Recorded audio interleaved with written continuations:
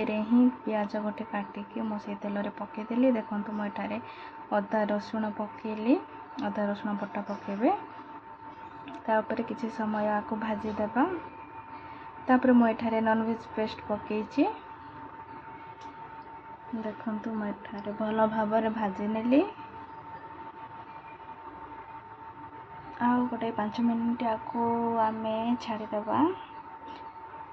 5-3 minute कले भी हो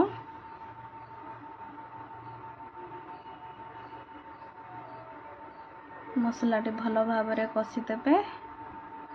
मसला को बेसी टाइम भाजिले ही टेस्ट भल हम। देखो मुझे हलदी गुंड पकईदेली, लंका गुंड, जीरा, धनिया गुंड पकईदेली। तापर मु किछि गरम मसला पकईदेली।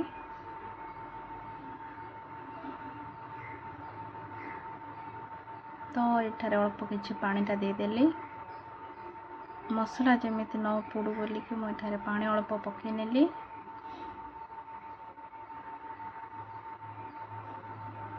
तो भल भाव आपको मु भाजी नेली।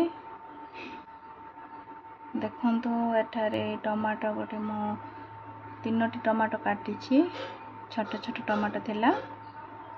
टमाटो पकईदेवा।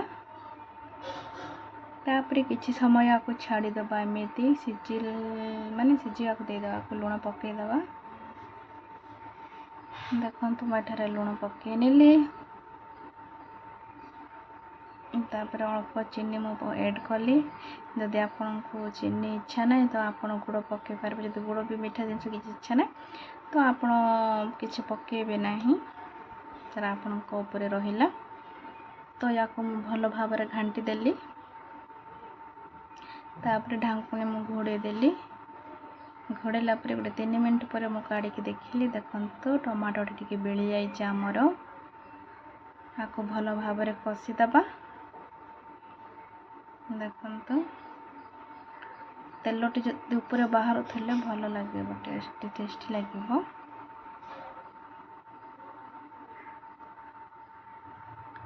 तो या एमती खलारे गोटे छाड़ीदेवा। गोटे 3 मिनट जाए छाड़ीदेवा।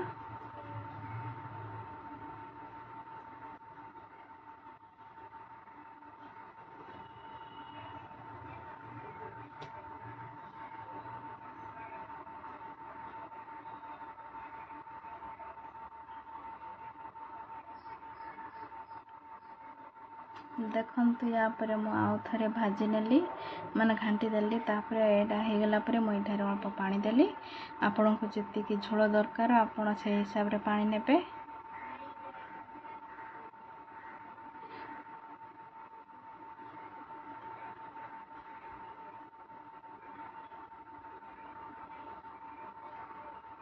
एठारे पानी को आमे फुटिबा को दे दबा।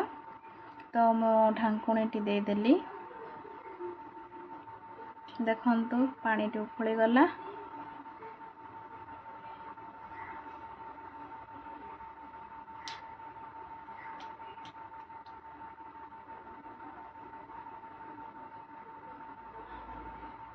तो एबे भाजी थिबा माछ को मु पकई देली।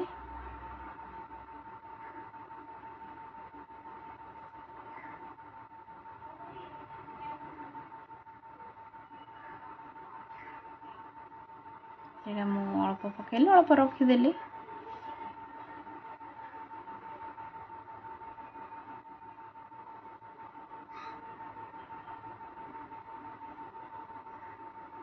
तो या आम घोड़े देवा। तापर देखंतु आमर माछटी हो गला। तो मुझे गरम मसला, चिकेन मसला पकईदेली। मो पाखरे माछ मसला नहीं जेहेतु मु चिकेन मसला पकई नेली। तापर किछि धनिया पत्र पकईदेली। तापर धीरे धीरे करी मो एटा को घांटी देली। माछ गुड़ाक एपट सेपट करदेली। देखि पारथबे केते सुंदर देखा जाउची।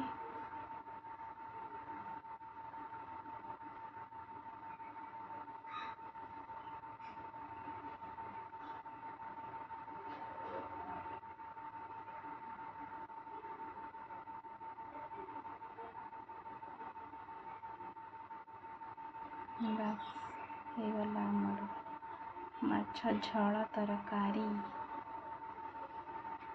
ତ ଏବେ ଆକୁ ଆମେ କାଢ଼ି ନେବା ଗୋଟେ ପ୍ଲେଟ୍ରେ। ଦେଖନ୍ତୁ ମୁଁ ପ୍ଲେଟ୍ଟା ରଖିଦେଲି। ତ ଏବେ ଆପଣ ୟାକୁ ଗରମ ଭାତ ସହିତ ଖାଇପାରିବେ। ଭାତ ନଥିଲେ ଖାଲିରେ ମଧ୍ୟ ଖାଇପାରିବେ। ଦେଖନ୍ତୁ କେତେ ସୁନ୍ଦର ଦେଖାଯାଉଛି ଆମ ମାଛ ତରକାରୀ। ତ ଭିଡ଼ିଓ ଭଲ ଲାଗିଥିଲେ ଲାଇକ୍ ସବସ୍କ୍ରାଇବ୍ କରିଦେବେ।